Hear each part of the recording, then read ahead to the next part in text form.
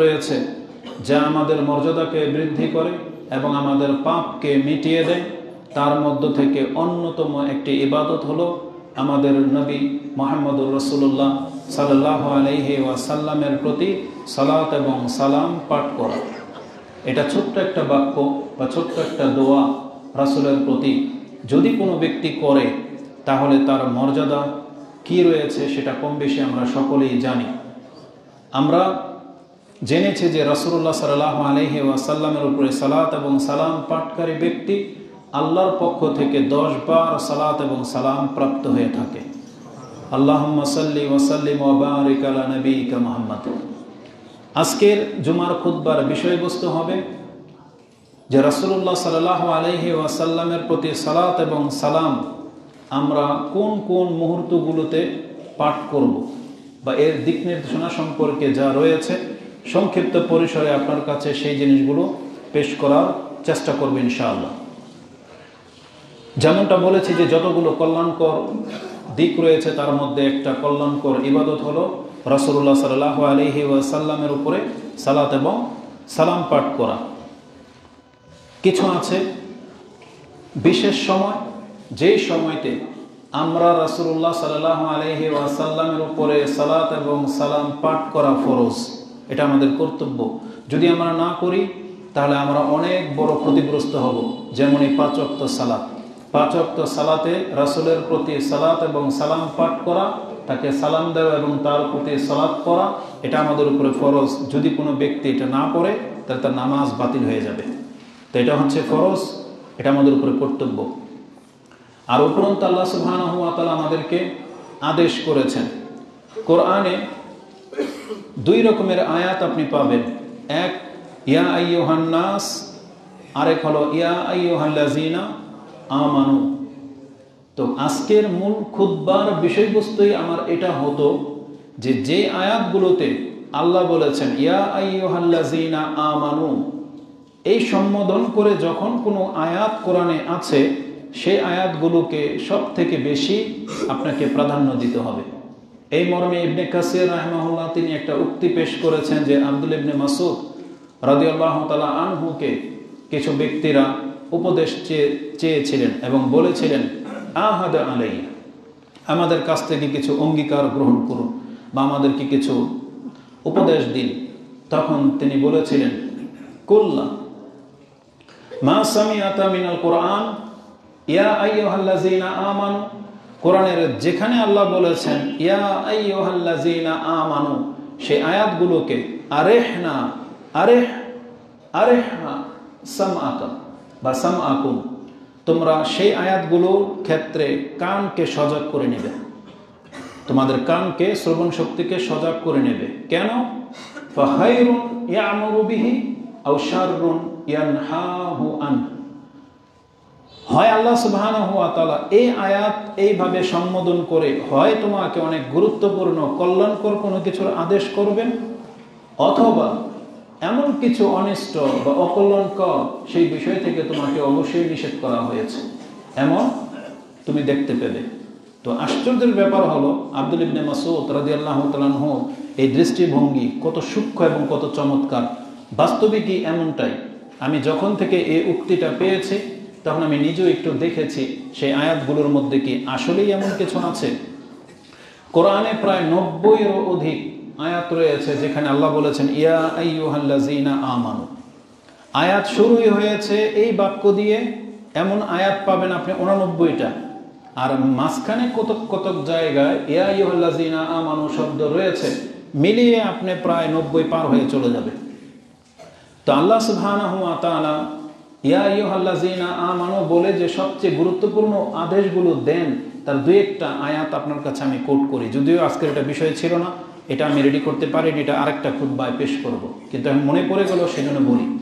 যেমন প্রথম আয়াত নিয়ে নেন, একটা গুরুত্বপূর্ণ আয়াত যেটা আল্লাহ সুবহানাহু ওয়া তাআলা সূরা বাকারার 2 নম্বর সূরার 208 নম্বরে উল্লেখ করেছেন। আল্লাহ বলেছেন ইয়া আইয়ুহাল্লাযিনা আমানু উদখুলু ফিস সিলমি কাফা ওয়া লা তাত্তাবিউ খুতুওয়াতিশ শায়তান ইন্নাহু লাকুম আদুউম মুবিন।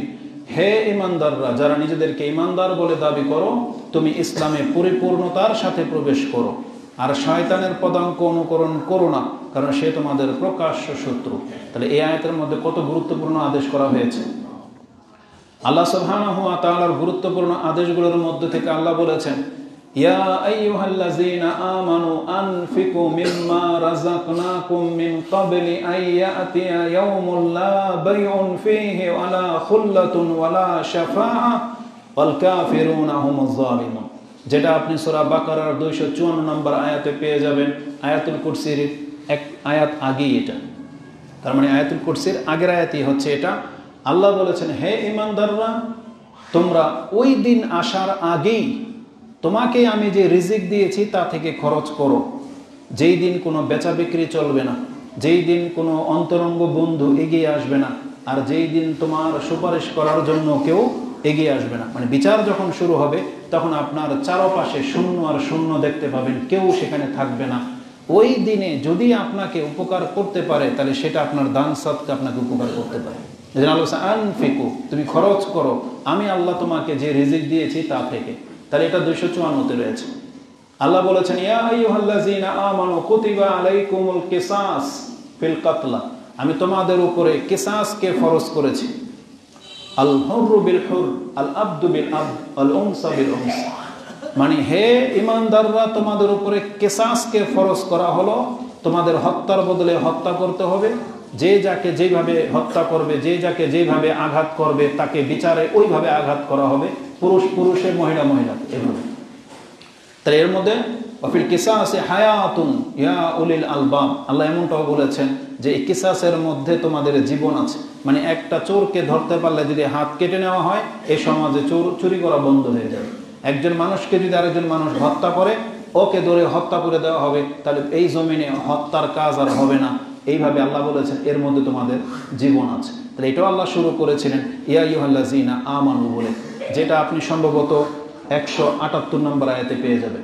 তেমনি 172 নম্বরে আল্লাহ বলেছেন, ইয়া আইয়ুহাল্লাযীনা আমানু কুলু মিন তাইয়্যিবাতি মা রাযাকনাকুম, হে ঈমানদাররা, তোমরা এই জমিন থেকে তাইয়্যিবাত জিনিস খেতে থাকো, তোমরা তাইয়্যিবাতগুলো গ্রহণ করো। তাহলে এটাও আল্লাহ ঈমানদার বলে সম্বোধন করেছেন। আল্লাহ বলেছেন যে ইয়া আইয়ুহাল্লাযীনা আমানু লা তুবতিলু সাদাকাতিকুম বিল মান্নি ওয়াল আযা, হে ঈমানদাররা, তোমরা তোমাদের সাদাকাগুলো, দান সাদকাগুলোকে বিফলে যেতে দিও না, খোঁটা দিয়ে আর কষ্ট দিয়ে। যেটা আপনি 264-তে পেয়ে যাবেন। আল্লাহ সুবহানাহু ওয়া তাআলা বলেছেন, ইয়া আইয়ুহাল্লাযীনা আমানু ইযা তাদায়ানতুম বিদাইনিন ইলা আজালিন মুসাম্মা ফাকতুবু, তোমরা যখন একে অপরের সাথে লেনদেন করবে, সেটা ছোট হোক আর বড় হোক, এটা লিখে রাখার ব্যবস্থা করো। তার মানে তার কাছ থেকে লিখিত নাও যে সে তোমার কাছ থেকে এটা নিল। তাহলে এটার মধ্যে তোমাদের কল্যাণ আছে। আজকে দেখা যায় আমরা লেনদেন করি কিন্তু লিখিত রাখি না, সাক্ষী রাখি না, পরবর্তী সেই পাওনা উদ্ধার করা আর সম্ভবপর হয় না, এতে সম্পর্ক নষ্ট হয়ে যায়। এই জন্য আল্লাহ বলছে না, লিখে রাখার ব্যবস্থা করো। এটাও আল্লাহ ইয়া আইয়ুহাল্লাযীনা আমানু দিয়েই সম্বোধন করেছেন। এভাবে কোরআনে সূরা বাকারাতেই 11টা আয়াত আছে যেখানে ইয়া আইয়ুহাল্লাযীনা আমানু দিয়ে বলা হয়েছে। আরেকটা গুরুত্বপূর্ণ আয়াত যেটা সূরা আলে ইমরানে রয়েছে, 100 নম্বর আয়াতটা ইয়া আইয়ুহাল্লাযীনা আমানু দিয়ে শুরু হয়েছে, লা তাত্তাখিযুল ইয়াহুদা ওয়ান নাসারা আউলিয়া বা'দুকুম আউলিয়াউ বা'দ। বা এমনই একটা আয়াত আছে 100 নম্বরে যে তোমরা ইহুদি নাসারাদেরকে বা আহলি কিতাবদেরকে বন্ধুরূপে গ্রহণ করো না। তাহলে আব্দুল ইবনে মাসউদ কি বলেছেন, এই শব্দ বলে হয় কল্যাণকর আদেশ করা হবে, অতএব গুরুত্বপূর্ণ পাপ থেকে তোমাদেরকে নিষেধ করা হবে। তা আমাদেরকে বলা হয়েছে ইহুদি নাসারাদেরকে তোমরা বন্ধু বানায়ো না। সূরা আলে ইমরানের 102 নম্বর আয়াতে যেটা প্রত্যেক খুতবায় বলা হয়, ইয়া আইয়ুহাল্লাযীনা আমানুত্তাকুল্লাহা হাক্কা তুকাতিহি ওয়া লা তামুতুন্না ইল্লা ওয়া আনতুম মুসলিমুন, হে ঈমানদাররা, তোমরা আল্লাহকে ভয় করার মতো ভয় করো এবং দেখো মুসলিম না হয়ে কিন্তু মৃত্যুবরণ করো না। তাহলে এই যে আয়াতগুলো আছে এগুলো খুব সেনসিটিভ।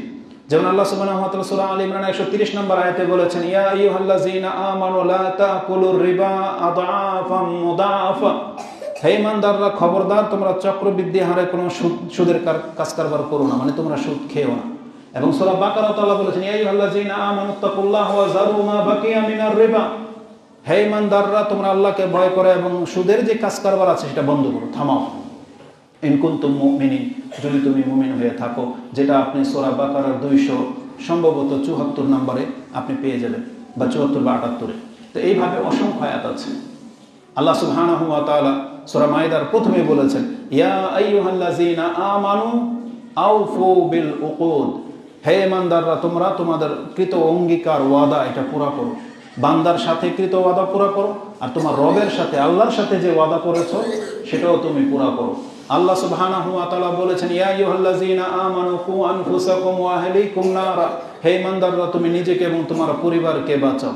আল্লাহ বলেছেন, ইয়া আইয়ুহাল্লাযীনা আমানু তুবু ইলাল্লাহি তাওবাতুন নাসুহা, হে ইমানদাররা তোমরা আল্লাহর কাছে তওবা করে ফিরে আসো উত্তম ভাবে। এইভাবে কোরআনে প্রায় 90-এরও বেশি আয়াত আমি পেয়েছি যেখানে ইয়া আইয়ুহাল্লাযীনা আমানু দিয়ে শুরু হয়েছে।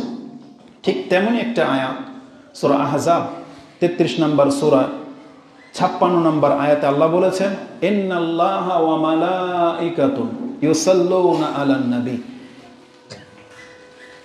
নবী ইয়া আইয়ুহাল্লাযীনা আমানু সাল্লু আলাইহি ওয়া সাল্লিমু তাসলিমা। অতএব হে ঈমানদাররা যারা আল্লাহর প্রতি ঈমান আনার দাবি করেছো তোমরা এই নবীর প্রতি সালাত এবং সালাম পাঠ করো।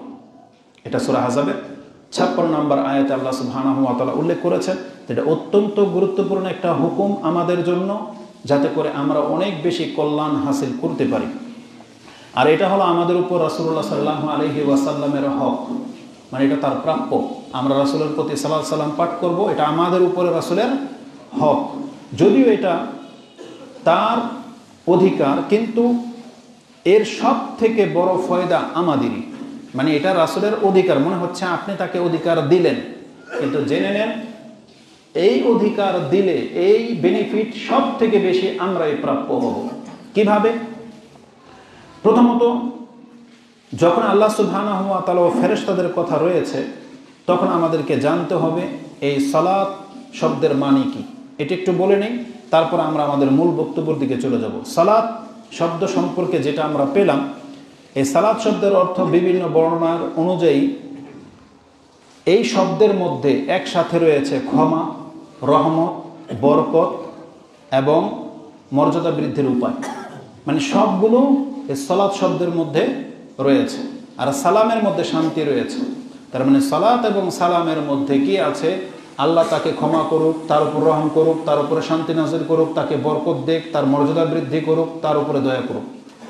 এই সবগুলো কথা এই সালাত এবং সালামের মধ্যে রয়েছে।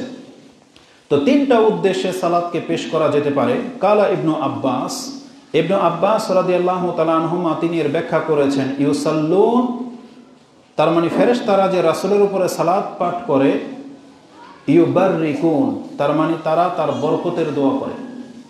ফেরেশতারা কি করে, বা আমরা যদি সালাত পড়ি তাহলে এটা হলো রাসূলের বরকতের জন্য দোয়া করা। যেই ব্যাখ্যা ইমাম বুখারী রাহিমাহুল্লাহ তার তাফসীরের অধ্যায় 33 নম্বর পর্বের 10 নম্বর পর্বে ইন্নাল্লাহা ওয়া মালাইকাতুহু ইউসাল্লুনা আলান নবী এই আয়াতের তাফসীরে তিনি উল্লেখ করেছেন যে আব্দুল্লাহ ইবনে আব্বাস তিনি বলতেছেন ইউসাল্লুনা আই ইউবাররিকুনা, তার মানে তার বরকতের জন্য দোয়া করা হচ্ছে। ইমাম বুখারী রাহিমাহুল্লাহ বলেন, মহান আল্লাহর সালাত আর আমাদের সালাত এর মানে কি হবে? কালা আবুল আলিয়া একজন তাবি, সালাতুল্লাহ আল্লাহর সালাত পড়া মানে হলো সানাউহু আলাইহি ইনদাল মালাইকা, মানে ফেরেশতাদের কাছে আমাদের নবীর গুণগান, তার বরত্ব, তার মর্যাদার কথা তুলে ধরা হলো আল্লাহর সালাত পাঠ করা। মানে আল্লাহ যে বলেছেন ইন্নাল্লাহা ওয়া মালাইকাতুহু ইউসাল্লুনা আলান নবী, আল্লাহ যে নবীর উপরে সালাত পাঠ করেন এর মানে কি? ইমাম বুখারী রাহিমাহুল্লাহ তিনি বলতেছেন এর মানে হলো সানাউহু আলাইহি ইনদাল মালাইকা, মানে ফেরেশতাদের কাছে আমাদের নবীর গুণগান পেশ করা, যে আমার নবী এটা, আমার নবী এটা, আমার নবীর মর্যাদা এটা এটা এটা, এইভাবে রাসূলুল্লাহ সাল্লাল্লাহু আলাইহি ওয়াসাল্লামের কথা ফেরেশতাদের কাছে তুলে ধরা, এটা হচ্ছে আল্লাহর সালাত পাঠ করা। ও সালাতুল মালাইকা আদ-দুআ, আর ফেরেশতাদের সালাত পড়া মানে হলো এই ফেরেশতারা সব সময় আমাদের নবী মুহাম্মদ সাল্লাল্লাহু আলাইহি ওয়াসাল্লামের জন্য কি করে থাকেন? দোয়া করে থাকেন। তাহলে সালাত শব্দটার মানেই হলো দোয়া, যেটা ইমাম বুখারী রাহিমাহুল্লাহ তিনি তার ওই আয়াতের তাফসীরে উল্লেখ করেছেন। তার মানে এখানে আল্লাহ এবং ফেরেশতাদের সালাতের অর্থ কি হতে পারে সেটা আমরা এখানে জানলাম।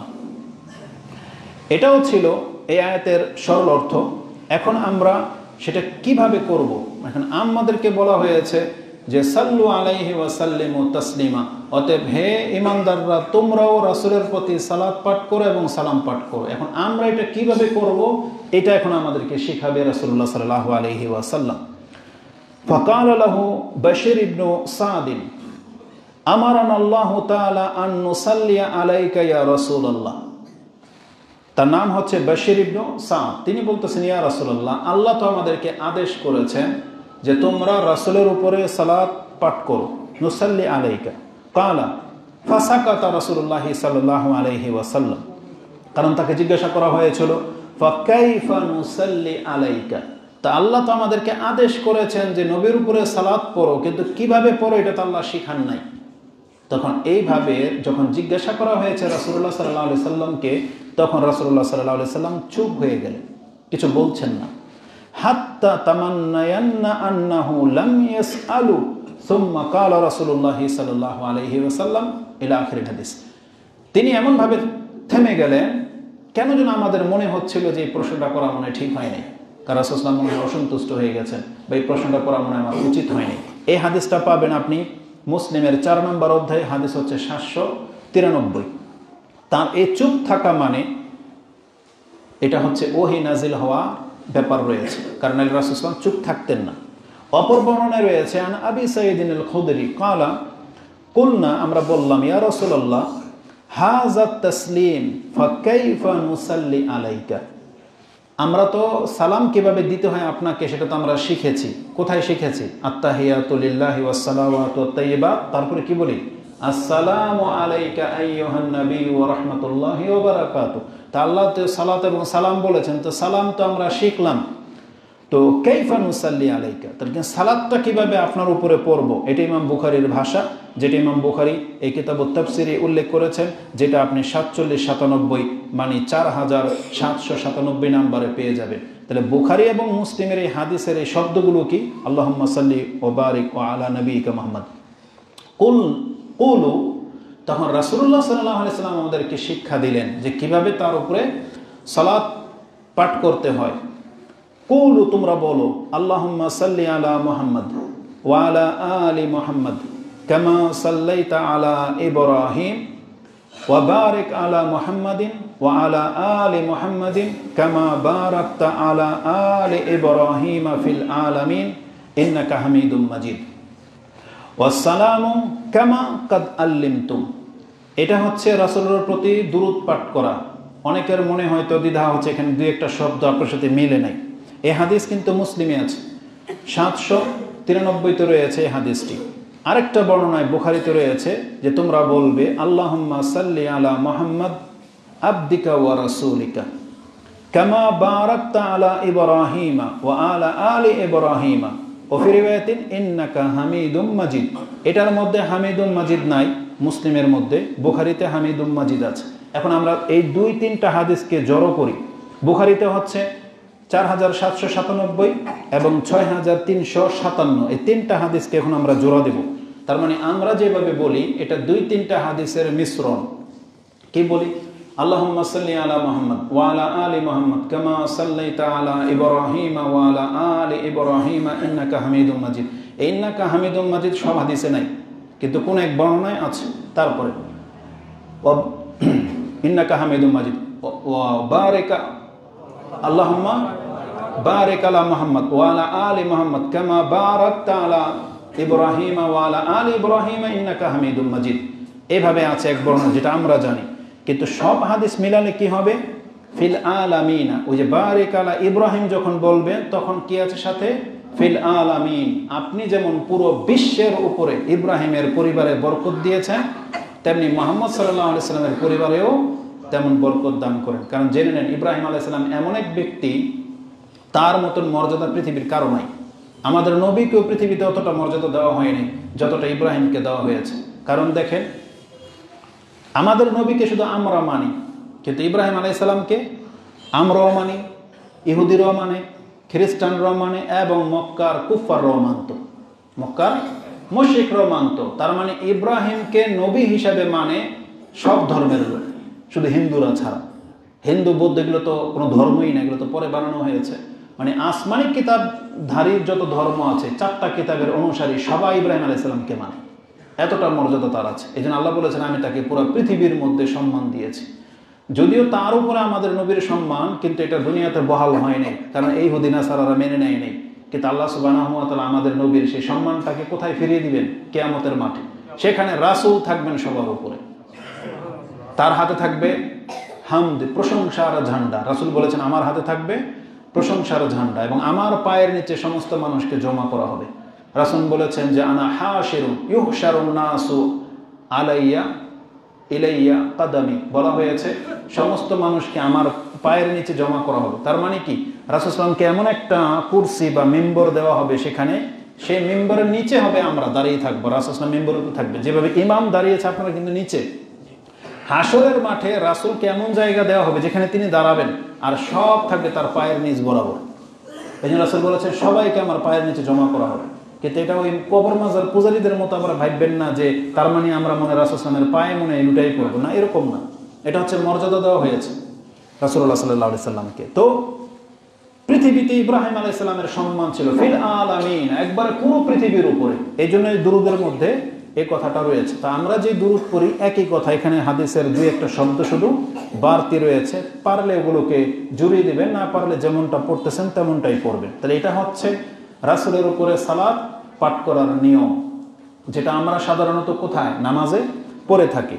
তো সালাত ও সালাম পাঠ করা এটা আমরা শিখলাম। এখন দুই একটা হাদিস বলে দিই এর গুরুত্ব সম্পর্কে। রাসূলুল্লাহ সাল্লাল্লাহু আলাইহি ওয়াসাল্লামের উপরে সালাত এবং সালাম পাঠ করতে হবে, এর গুরুত্ব সম্পর্কে সবচেয়ে বড় দলিল হলো কোরআন।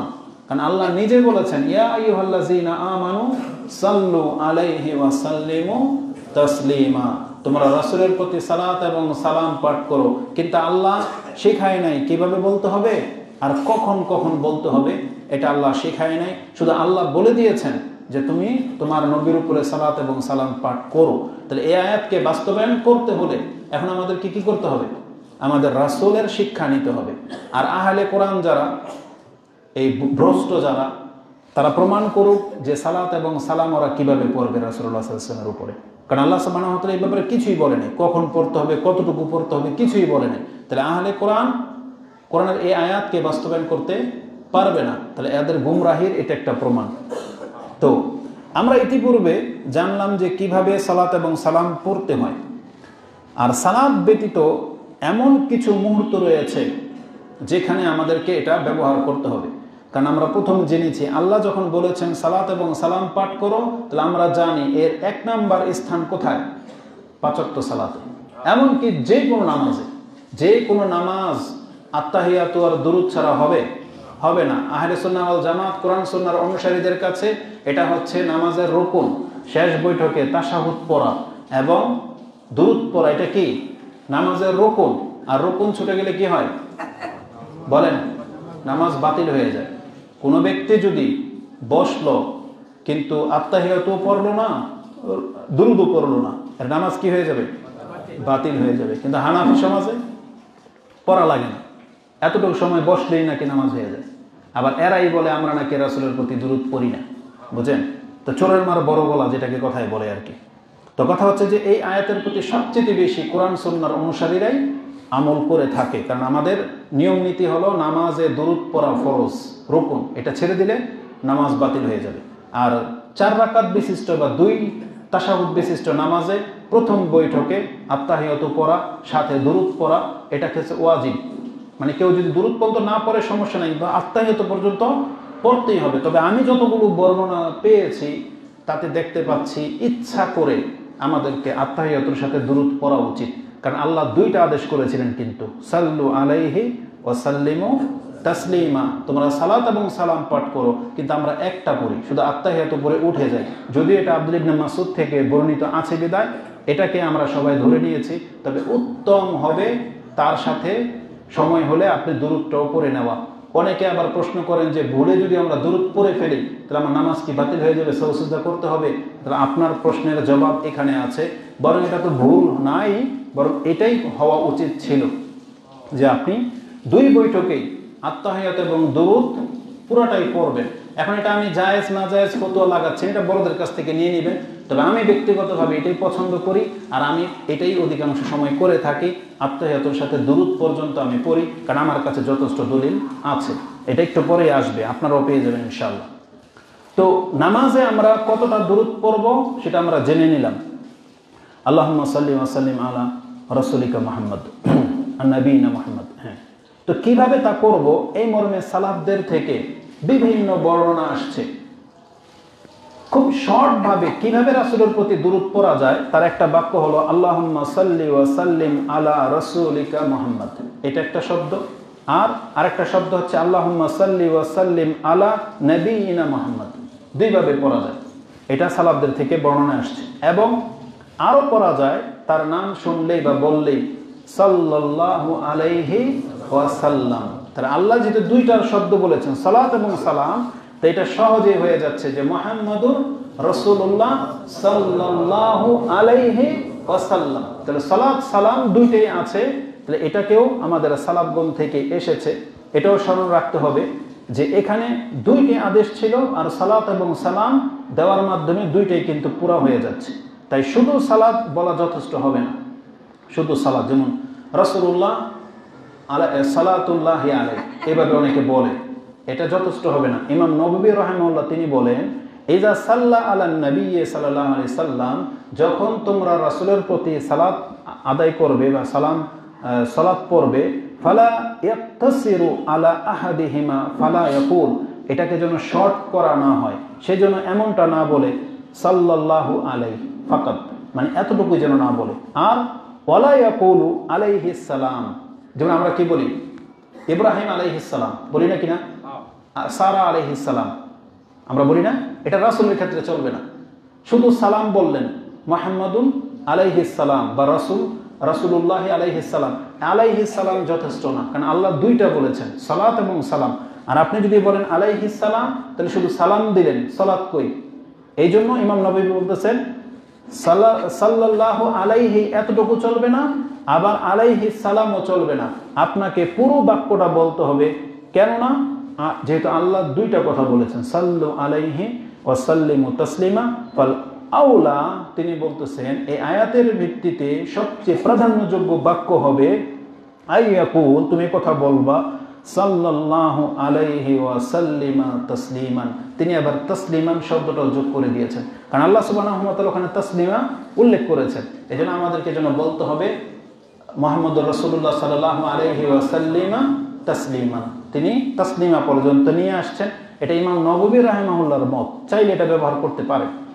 তো তাহলে বিশেষ মুহূর্তে যেমন রাসূলুল্লাহ সাল্লাল্লাহু আলাইহি ওয়াসাল্লামের নাম বললে বা শুনলে এখন কি বলবো সাল্লাল্লাহু আলাইহি ওয়াসাল্লাম, এতটা বললেও সালাত এবং সালাম পাঠ করা আদায় হয়ে যাবে। এই সালাত এবং সালাম পাঠ করা, তাহলে এটা গুরুত্ব বললাম যে আল্লাহ যেহেতু আমাদেরকে বলেছেন সালাত এবং সালাম পাঠ করো, আর কিভাবে পাঠ করতে হবে এটা এই দ্বিতীয় পর্বে আমরা আলোচনা করলাম। তৃতীয় পর্বের গুরুত্ব তুলে ধরলাম, চতুর্থ পর্বে আসবে এর একটা ফজিলত শোনাই, যেহেতু আপনারা জানেন, কিন্তু বক্তব্যটাকে কমপ্লিট করার জন্য প্রত্যেকটা মানুষকে এই ফজিলতটা স্মরণ রাখা খুবই জরুরি। তাহলে রাসূলের প্রতি সালাত এবং সালাম পড়তে আপনার কার্পণ্য হবে না। আব্দুল ইবনে আবি তালহা আন আবিহি আন্না রাসূলুল্লাহ সাল্লাল্লাহু আলাইহি ওয়াসাল্লাম তিনি বলেন জাআ ইয়াউমিন আল বুশরা ফি ওয়াজহিহি, রাসূল সাল্লাল্লাহু আলাইহি একদিন আমাদের কাছে আসলেন, আর তিনি যে উৎফুল্ল, তিনি যে অনেক সুসংবাদ পেলে মানুষ যতটা খুশি হয় অতটা হাস্য উজ্জ্বল বা খুশি চেহারা নিয়ে আমাদের কাছে আসলেন। ফাকুলনা ইন্না লানারাল বুশরা ফি ওয়াজহিকা ইয়া রাসূলুল্লাহ, ইয়া রাসূলুল্লাহ আপনার চেহারার মাঝে তো আমরা অনেক আনন্দ দেখতে পাচ্ছি। তখন ফাকালা ইন্নাহু আতানিল মালাক, হ্যাঁ আমার কাছে এখন এক ফেরেশতা এসেছে। ফাকালা আমাকে বললেন ইয়া মুহাম্মদ, হে মুহাম্মদ, ইন্না রাব্বাকা ইয়াকুল, আপনার রব আপনার কাছে এই কথা বলে পাঠিয়েছেন, আমা ইউরদিকা আন্নাহু লা ইউসাল্লি আলাইকা আহাদুন ইল্লা সাল্লাইতু আলাইহি আশরান ওয়া লা ইউসাল্লিমু আলাইকা আহাদুন ইল্লা সাল্লামতু আলাইহি আশরান। হে মুহাম্মদ, আপনি কি এতে সন্তুষ্ট নন যে আপনাকে যদি কোনো ব্যক্তি সালাম বলে, আপনাকে যদি কোনো ব্যক্তি সালাত বলে, আমি আল্লাহ ওই ব্যক্তির উপরে 10 বার সালাত নাজিল করব, ওকে আমি 10 বার সালাম দেব, এতে কি আপনি সন্তুষ্ট না? তাহলে রাসূল যখন এটা শুনলেন তিনি কিভাবে আর অসন্তুষ্ট থাকবেন? এটা রাসূল নিজের জন্য না যে আমাকে এতটা সম্মান দেওয়া হলো, না। এখানে বিষয়টা হলো যে আপনার উম্মত যদি আপনাকে একবার বলে সালাত, একবার সালাম দেয়, আমি আল্লাহ আমার পক্ষ থেকে ওর উপরে 10 বার সালাত নাজিল করব, ওরে 10 বার সালাম নাজিল করব। তার মানে আমরা যদি আল্লাহর পক্ষ থেকে 10 বার সালাত এবং সালাম প্রাপ্ত হই, তাহলে রাসূলের উপরে আল্লাহর সালাত কি ছিল? ফেরেশতাদের কাছে রাসূলের গুণগান করা, তাই না? তাহলে যেই ব্যক্তি রাসূলকে সালাম দিবে, দুরূদ পড়বে, তাহলে ওই ব্যক্তিকে আল্লাহ 10 বার ফেরেশতাদের সামনে তুলে ধরবেন। আর সালাম মানে কি? শান্তি। আপনি যদি বলেন আল্লাহ মুহাম্মদ সাল্লাল্লাহু আলাইহি সাল্লামের উপরে শান্তি বর্ষণ করেন, আপনার উপরে আল্লাহ কয়বার দেবে? 10 বার। তাহলে রাসূল সাল্লাল্লাহু আলাইহি ওয়াসাল্লাম এটা শুনে সন্তুষ্ট হয়ে গেছে। তাহলে আমার উম্মতের আর কি লাগে? একবারে 10 বার, এটা অনেক বড় ব্যাপার। এই হাদিস আপনি নাসাইতে পেয়ে যাবেন, হাদিস হচ্ছে 1283, এবং নাসাইতে পরের বর্ণনায় 1297 নম্বর হাদিসটা দেখেন। আনাস ইবনে মালিক ক্বালা ক্বালা রাসূলুল্লাহ সাল্লাল্লাহু আলাইহি ওয়াসাল্লাম মান সাল্লা আলাইয়া সালাতান ওয়াহিদাতান, কেউ যদি আমার উপরে মাত্র একবার সালাত পাঠ করে, যদি বলে আল্লাহুম্মা সাল্লি আলা মুহাম্মদ, যদি একবার বলে সাল্লাল্লাহু আলাইহি আশরা সালাতান, আল্লাহ তার উপরে 10 বার এভাবে সালাত পাঠাবেন। আর হুত্তাত আনহু আশরু খাতিআতান, আল্লাহ তার 10টা অপরাধকে maaf করে দিবেন। ওয়া রুফিয়াত লাহু আশরু দারাজাতিন, আল্লাহ তার 10টা মর্যাদাকে উঁচু করে দিবেন। এটা ইমাম নাসাই কোট করেছেন। ফাদলুত তাসলিমি আলা নবী সাল্লাল্লাহু আলাইহি ওয়াসাল্লাম ফিস সালাহ। ইমাম নাসাইয়ের ভাষা কি জানেন? এখানে কিন্তু সালামের কথা নাই, এখানে আছে কি? যেই ব্যক্তি বলবে আল্লাহুম্মা সাল্লি আলা মুহাম্মদ, তাই না? এখানে সালামের কথাই নাই, কিন্তু এই হাদিস ইমাম নাসাই এনেছেন সালামের অধ্যায়। মানে ফদলু তাসলিমে আলা নবী সাল্লাল্লাহু আলাইহি ওয়াসাল্লাম, কেউ যদি রাসূলকে সালাম জানায় তাহলে তার মর্যাদা কি নামাজে, এই হাদিস তিনি পেশ করেছেন। তাহলে ইমাম নাসাইয়ের মত হলো সালাত এবং সালাম একই জিনিস। তার মানে আত্তাহিয়াতুর দুরূদ পুরোটা মিলে একটা, আত্তাহিয়াতুর দুরূদ কি পুরোটা মিলে একটা। এটা ইমাম নাসাই রাহিমাহুল্লাহর মত, যেটা আমি এখানে পেয়েছি। এখন আসুন সালাত ও সালাম পাঠ করার ক্ষেত্রসমূহ, এটা ছিল আজকের খুতবার মূল বিষয়, যে আমরা কিভাবে সালাত সালাম পড়তে হবে সেটাও শিখলাম, এটার গুরুত্ব বুঝলাম, এর মর্যাদাও জানলাম। এখন আমরা জানবো এর ওয়াক্ত, কোন কোন সময় আমরা এই সালাত রাসূলের উপরে পাঠ করব, এটা জানা আমাদের অত্যন্ত জরুরি। আল্লাহ সুবহানাহু ওয়া তাআলার নিকট একেবারে পুরো বক্তব্যের আম রেজাল্ট হলো, পুরো বক্তব্যের আম রেজাল্ট হলো আপনি কোনো ওয়াক্ত টোয়াক্ত নাই, যখন খুশি আপনি রাসূলের উপরে সালাত সালাম পাঠ করবেন, যখন খুশি, তাতে আপনার মর্যাদা। কারণ একটু আগে হাদিস শুনেছেন, সকাল আর বিকাল নাই, সকাল সন্ধ্যা দুপুর নাই, যখন আপনার খুশি তখনই যদি আপনি সালাত সালাম পাঠ করেন, তখনই আপনি 10 বার করে আপনার মর্যাদা বৃদ্ধি হতে থাকবে, 10টা পাপ মাফ হতে থাকবে।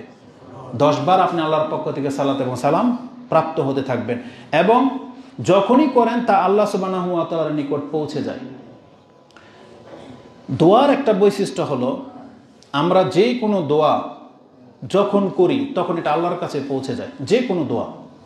কিন্তু যদি সেই দোয়াটা হয় রাসূলের জন্য, কেউ যদি রাসূলুল্লাহ সাল্লাল্লাহু আলাইহি ওয়াসাল্লামের উপরে সালাত এবং সালাম পাঠ করে, দোয়াটা কার জন্য? রাসূলের জন্য। এই দোয়া আল্লাহর কাছে যেমন পৌঁছে যায়, আল্লাহ তৎক্ষণাৎ সেই দোয়াটা রাসূলের কাছেও পৌঁছে দেন। আপনি বোঝেন কথা? মানে আমরা তো যে দোয়া করি, দোয়া নিজের জন্যই করি, অন্যদের জন্যই করি, সবার দোয়া কার কাছে পৌঁছে? আল্লাহর কাছে পৌঁছে। এখন আপনি যখন দোয়াটা করবেন রাসূলের জন্য, এ দোয়া কার কাছে পৌঁছবে? আল্লাহর কাছে পৌঁছবে। কিন্তু আল্লাহ কি করেন? যেহেতু দোয়া রাসূলের জন্য করা হয়েছে, এই জন্য আল্লাহ নিজের দায়িত্বে আপনার দোয়া রাসূল পর্যন্ত পৌঁছে দেন। এটা অনেক বড় একটা ব্যাপার। এবং নাম নিয়ে বলা হয়, অমুকের ছেলে অমুক আপনাকে সালাম জানিয়েছে, নাম নিয়ে বলা হয়। এটা বর্ণনাগুলো এখন আসবে, এতটা গুরুত্বপূর্ণ ব্যাপার। তো রাসূলুল্লাহ সাল্লাল্লাহু আলাইহি সাল্লামের নিকট পৌঁছে দেওয়া হয় এবং বলা হয় আপনার উম্মতের অমুকের ব্যক্তি অমুক আপনাকে সালাম দিয়েছে, দলিল নিয়ে নেন। আন আব্দুল্লাহ ইবনে মাসউদ ক্বালা ক্বালা রাসূলুল্লাহ সাল্লাল্লাহু আলাইহি ওয়াসাল্লাম ইন্না লিল্লাহি মালাইকাতান সাইয়াহিন, কিছু ফেরেশতারা আছে যারা পৃথিবীতে বিচরণ করে বেড়ায়, ফিল আরদ, জমিনে, ইউবাল্লিগুনি মিন উম্মাতিস সালাম, তাদের কাজই হলো আমার উম্মতের যেই সালাম দেবে তারা বয়ে এনে আমার কাছে পৌঁছে দেয়। রাসূলুল্লাহ সাল্লাল্লাহু আলাইহি সাল্লাম থেকে এই হাদিস কোট করেছেন ইমাম নাসাই, যেটা আপনি 1282-তে পেয়ে যাবেন, 1282 নাম্বার। এরপর আসুন রাসূলুল্লাহ সাল্লাল্লাহু আলাইহি সাল্লামের উপরে সালাত পাঠ করার আরও বেশ কিছু দিক আমি বলে দিই। এটা হচ্ছে আমভাবে, মানে আপনি যখন যেখান থেকে রাসূলকে সালাম দেবেন কোথায় পৌঁছে যাবে? রাসূল সাল্লামের কাছে পৌঁছে যাবে। এই হাদিস থেকে আপনার আকীদাটাকেও ঠিক করে নেন। হাদিসে আছে কি যেখান থেকে খুশি, কারণ ফেরেশতারা পুরো পৃথিবীতে বিচরণ করে বেড়ায়, কিন্তু আমাদের এই বেদাতি হুজুর যারা, বেদাতি মহল যারা, তারা কি করে? তারা মনে করে যে রাসূলের কবরের পাশে গিয়ে সালাম দিলে রাসূল শুনতে পান, তাই না? এটা তাদের আকীদা। কিন্তু আমাদের আকীদা কি? না, রাসূলুল্লাহ সাল্লাল্লাহু আলাইহি সাল্লামের কবরের পাশে গিয়ে সালাম দেওয়া জরুরি না। এটা আপনি পৃথিবীর যে কোনো প্রান্ত থেকে সালাম দেন, আপনার সালাম পৌঁছে দেওয়ার মতো আল্লাহ সুবহানাহু ওয়া তাআলা সেই ব্যবস্থা করে রেখেছেন। এই জন্য এইখান থেকে আরেকটা মাসলা নিয়ে নেন। যারা আপনার আত্মীয় স্বজন এলাকার কোনো হুজুর যখন হজে যায়, উমরায় যায়, তখন অনেক মুরব্বীরাই হুজুরকে পাথেও দেয়, খরচ দেয় এবং কত তোষামত করে এবং বলে কি যে আমার সালামটা মদিনায় রওজায় পৌঁছে দিন। এটা বলে কিনা? কারণ আমি তো যেতে পারতেছি না, তো সামর্থ্য নাই। আবার অনেক বক্তা আছে বিভিন্ন মাহফিলে গেলে বলে এবছর আমি হজে যাব, কে কে আছেন সালাম পাঠাবেন, আমার মাধ্যমে পাঠান। তখন আইসা মুসাফা করে আর হাতে কিছু দিলে সালাম নাকি উনি পৌঁছাইবে। বুঝেন? তার মানে 1 সফরের 10 সফরের টাকা সে তুলে নেয়। অথচ এই হাদিস জানা থাকলে আপনার এই ভুল কোনোদিন হবে না। এখানে খুতবা চলতেছে, খুতবা কি সমস্যা? শোনেন, আমার দিকে তাকান, আমার দিকে তাকান। খুতবা চলা অবস্থায় কারোর সাথে কথা বলা জায়েজ নাই। কি করবেন আপনি বলেন? কাকে দিবেন? না, কাকে দিবেন বলেন, বলেন কাকে দিবেন? মসজিদে দিবেন? জি, এক ভাই 200 টাকা দান করেছে, ঠিক আছে। খুতবা চলা অবস্থায় না, এটার একটা সময় থাকবে, সালাম ফেরানোর পরে সময় আসবে। খুতবা অবস্থায় কেউ কোনো ব্যস্ততা দেখাবেন না, হলে কিন্তু আপনার নেকি শেষ। বুঝছেন? এটা বহুতবার বলা হয়েছে। আল্লাহ বোঝার তৌফিক দান করুন, আমিন। তো রাসূলুল্লাহ সাল্লাল্লাহু আলাইহি ওয়াসাল্লাম বলেছেন, পৃথিবীর যে কোনো প্রান্ত থেকে তুমি আমাকে সালাম দাও, তোমার সালাত সালাম পৌঁছে দেওয়ার মতো আল্লাহ এই দায়িত্ব কাকে দিয়ে রেখেছেন? ফেরেশতাদেরকে। আমি হুজুর বাটপার হইতে পারি, কারণ আমি ধোঁকাবাজ হইতে পারি, ভুলেও যেতে পারি। আপনার টাকা নিয়ে খেয়ে তোলাইলাম, কিন্তু আমার ওই মদিনায় গেলে আমার পেরেশানি ব্যস্ততা আমি ভুলে গেলাম যে অমুক অমুক ব্যক্তি সালাম জানাইছে। এটা আমানতের খেয়ানত হতে পারে, কিন্তু ফেরেশতাদের দ্বারা কি এটা হয়? কোনোদিন হবে না। এই জন্য আপনি যত অভাবী হন না কেন, আপনার আল্লাহ কতটা সম্মান আপনাকে দিয়েছে। যে কোনো হুজুর কোনো ব্যক্তির দ্বারস্থ আপনাকে করে নাই। আল্লাহ বলেছেন তোমার জবান থেকে তুমি সালাত সালাম বলে দাও, এটা আমার ফেরেশতা বিনা খরচে তোমারটা মদিনায় পৌঁছে দেবে। আর কি চান? আলহামদুলিল্লাহ, আলহামদুলিল্লাহ, যেটা আল্লাহ সুবহানাহু ওয়া তাআলা এই ব্যবস্থা করেছেন। এই জন্য কোনো পীরের পা চেটে গিয়ে আপনাকে রাসূলের কাছে সালাম পৌঁছাইতে হবে না। এটা স্পষ্ট ভাষায় জেনে নেন, আকীদাকে ক্লিয়ার করে নেন। আপনার সালাম আপনার ঘর থেকে যাবে ইনশাআল্লাহ। আমাদের মা বোনদেরকে বলে রাখছে, আপনার কিচেন রুম থেকে আপনি পাক শাক করতেছেন, বলতে থাকেন যত খুশি আল্লাহুম্মা সাল্লি আলা মুহাম্মদ, আল্লাহুম্মা বারিক আলা মুহাম্মদ। যতবার বলবেন ততবার আপনার মর্যাদা বাড়তে থাকবে এবং কিচেন রুম থেকে আপনার সালাম মদিনায় পৌঁছে যাবে ইনশাআল্লাহ। এই জন্য কোনো হীনতা রাখবেন না। তো এবার আসুন কয়েকটা বিশেষ দিক বলে দিই। আমি 10টা আপনাকে উল্লেখ করব। একটা হচ্ছে নামাজে ফরজ, এটা তো আপনাকে করতেই হবে। আরেকটা হচ্ছে যখন তখন। তাহলে আপনার যখন ইচ্ছা তখনই রাসূলের প্রতি সালাত সালাম পাঠ করবেন, 1 নাম্বার। 2, বিশেষ বিশেষ মুহূর্তে, যেমন প্রত্যেক সালাতে, এটা হচ্ছে 2 নাম্বার জায়গা। 3, জানাজার সালাতে, জানাজার সালাতে রাসূলের উপরে সালাত পাঠ না করলে কবুল হবে? কবুল হবে না। 3 না 4? কত বলেছি এটা? মসজিদে প্রবেশে, আচ্ছা, জানাজার সালাতে। তা 4, আজান শুনে, আজান শুনে কি করতে হয়? রাসূলুল্লাহ সাল্লাল্লাহু আলাইহি ওয়াসাল্লামের প্রতি সালাত সালাম পাঠ করতে হয়। 5, মসজিদে প্রবেশের সময় কি করতে হয়? রাসূলের প্রতি সালাত সালাম পাঠ করতে হয়। যদিও আজকে অধিকাংশ মানুষ আমরা দোয়াটাকে কেটে ফেলছি। দোয়া কিন্তু অনেকটা লম্বা, বিসমিল্লাহ দিয়ে শুরু হয় এবং রাসূল সাল্লাল্লাহু আলাইহি ওয়াসাল্লামের প্রতি সালাত সালাম দিয়ে শুরু হয়, তারপর আল্লাহুম্মা আফতাহি আবওয়াবা রাহমাতিকা, এতটুকু হয়। আপনারা সব বাদ দিয়ে শুধু আল্লাহুম্মা আবওয়াবা রাহমাতিকা শুধু লেখা রাখছেন। এটা মসজিদে ঢোকার পূর্ণ দোয়া না, এটা কেটে দিতে হবে। বিসমিল্লাহ থেকে শুরু হবে, এটা আমি বলবো, একটু পরেই আসবে। তাহলে মসজিদে ঢোকার সময় রাসূলের প্রতি সালাত সালাম আছে, যেটাই দোয়া কাটতে গিয়ে আপনি এত বড় ফজিলত হারিয়ে ফেলছেন।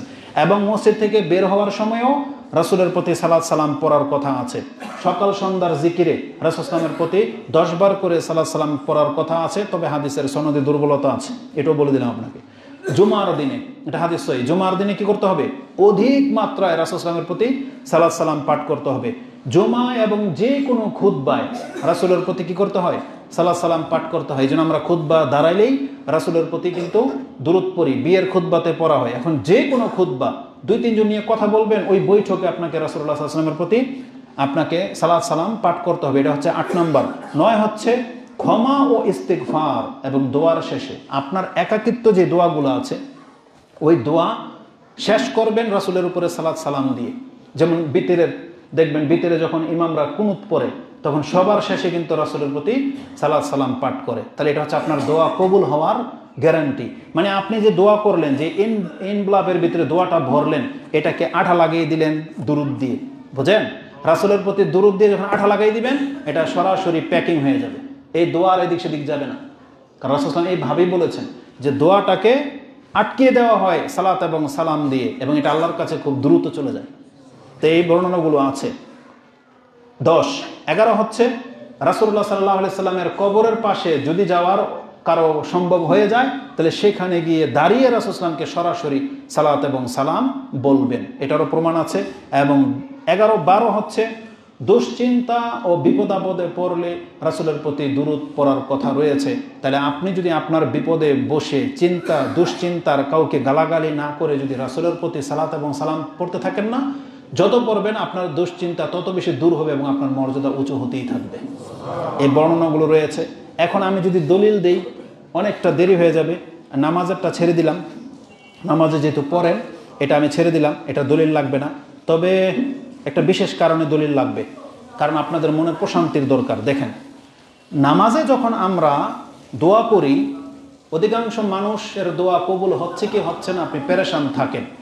কোন সময় দোয়া কবুল হবে এটা রাসূল বলে দিয়েছেন, যে আবু বকর ও ওমর মাহু ফালাম্মা জালাস্তু বাদাআতু বিসসানাই আলাল্লাহ। একজন সাহাবী বলতেছেন, কুনতু উসাল্লি নবী সাল্লাল্লাহু আলাইহি সাল্লাম কুনতু উসাল্লিয়া ওয়ান নবী সাল্লাল্লাহু আলাইহি সাল্লাম, নবী, আবু বকর, ওমর তারা বসা ছিলেন আর আমি সেখানে নামাজে দাঁড়ালাম। তারপর আমি শুরু করলাম বি আসনাইল্লাহ, আমি আল্লাহর প্রতি প্রশংসা দিয়ে নামাজটা শুরু করলাম। সুম্মা সালাতি আলা নবী সাল্লাল্লাহু আলাইহি সাল্লাম, তারপর আমি আমার রাসূলের প্রতি সালাত পড়লাম, যে দুরূদ পড়লাম। সুম্মা দাআউতু লিনাফসি, তারপর আমি আমার নিজের জন্য দোয়া করলাম।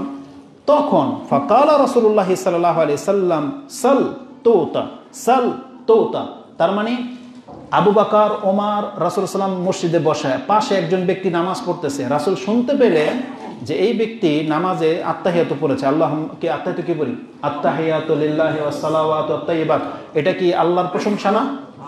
এটা করলেন। করার পরে সে দেখলো রাসূলের প্রতি সালাতও পড়লো, সালামও পড়লো, এই যে দুরূদ, আত্তাহিয়াতু এবং দুরূদও পড়লো। এখন সে নিজের জন্য চাইতেছে যে আল্লাহুম্মা ইন্নী আসআলুকাল জান্নাহ, আল্লাহুম্মা গফিরলি, এগুলো দোয়া চাচ্ছে।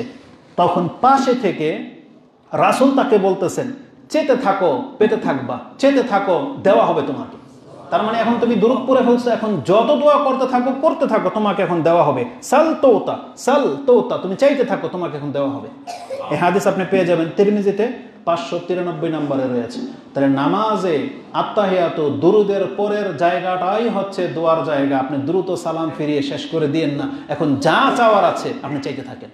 রাসূল বলেছেন, আমার উপরে দুরূদ পাঠ করার পরের মর্যাদাই হলো এমন, এখন তোমাকে মুস্তাজাব দাওয়া করে দেওয়া হয়েছে, এখন তুমি চাইতে থাকো, তোমাকে দিতে থাকতে হবে। বুঝছেন? এটা চমৎকার একটা বিষয়। আরেকজন ব্যক্তি বলতেছেন, সামিয়া রাসূলুল্লাহ সাল্লাল্লাহু আলাইহি ওয়াসাল্লাম রাজুলান ইয়াদউ ফি সালাতিহি লাম ইউমাজ্জিদিল্লাহ ওয়া লাম ইউসাল্লি আলা নবী সাল্লাল্লাহু আলাইহি ওয়াসাল্লাম। এবার আসুন আরেকটা ঘটনা। আরেক ব্যক্তিকে রাসূল সাল্লাল্লাহু আলাইহি ওয়াসাল্লাম নামাজ পড়তে দেখলেন, সে নামাজে আল্লাহর প্রশংসাও করে নাই আর রাসূলের প্রতি কি করে নাই? সালাত এবং সালামও পাঠ করে নাই, কিন্তু নিজের জন্য দোয়া করতে শুরু করে দিয়েছে। ফাকালা রাসূলুল্লাহ সাল্লাল্লাহু আলাইহি ওয়াসাল্লাম আজিলতা আইয়ুহাল মুসাল্লি, হে মুসাল্লি তুমি তো তাড়াহুড়া করে ফেললা।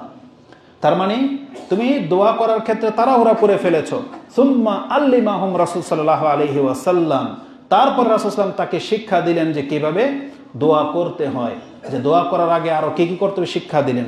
ওয়াসামিয়া রাসূল সাল্লাল্লাহু আলাইহি ওয়াসাল্লাম